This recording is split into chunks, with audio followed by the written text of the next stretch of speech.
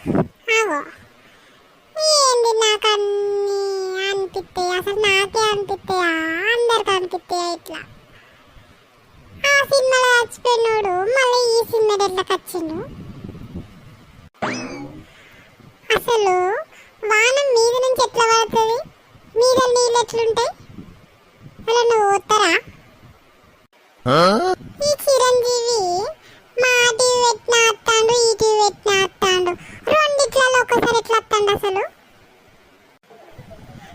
రేగాయలు తింటే ఇత్తులు మింగితే కడుపులో చెట్లు మొలుతాయి అంటవా? శ్రీలంక శ్రీశైలం పక్క పక్కనే ఉంటాయా? నాగార్జున సాగర్ నాగార్జునదేనా మరి?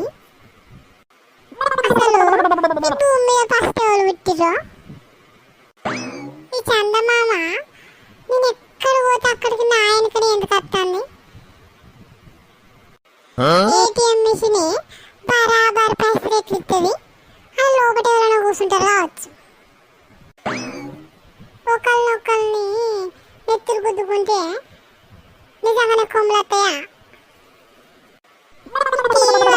లోబడిపోతే హీరోని హీరోయిన్ కలవచ్చు కావచ్చు. వెనుకటి కాలంలో ప్రపంచం బ్లాక్ అండ్ వైట్ ఉండే కావచ్చు. ఈ ఎండ కొట్టుకుంటా వాన పడితే కుక్కలు నక్కలు నిజంగానే పెళ్లి చేసుకుంటాయా?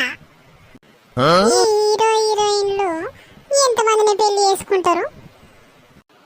ఈ ఛార్జింగ్ 100నే ఎందుకు పెట్టిర్రో? 500 పెడితే మంచిగా ఉండు. దయ్యాలు ఉంటాయా? ఉంటే ఎందుకు కనబడే మనకు?